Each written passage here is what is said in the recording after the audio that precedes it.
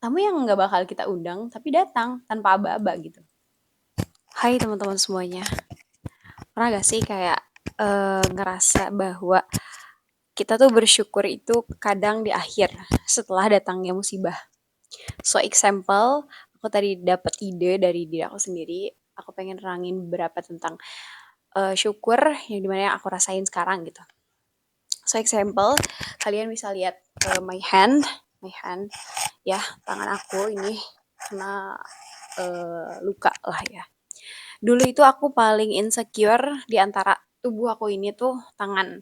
Karena tangan aku tuh keriput, hitam gitu kan ya. Suka motor-motoran juga.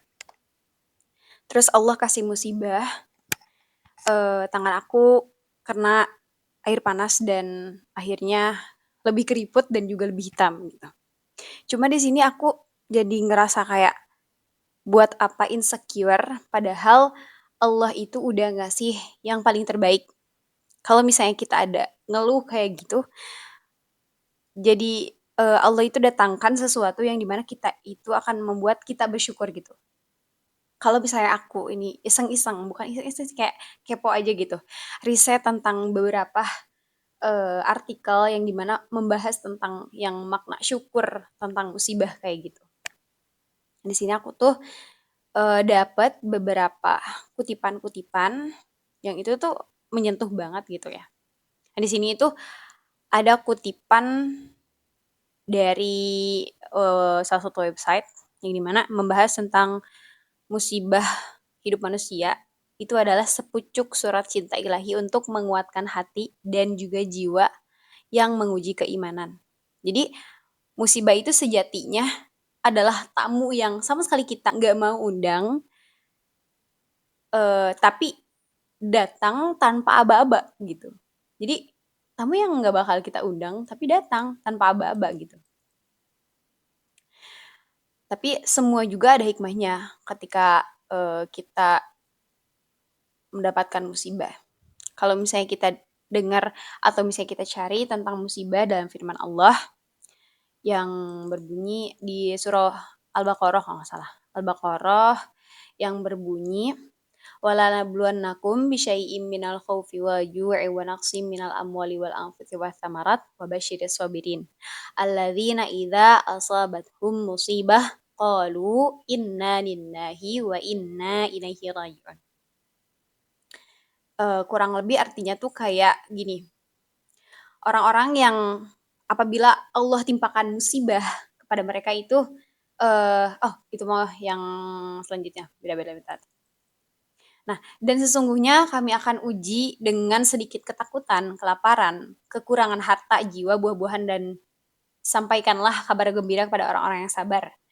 Dan tadi kita tuh harus mengucap innalillahi wa inna ilaihi rajiun ketika ditimpa musibah.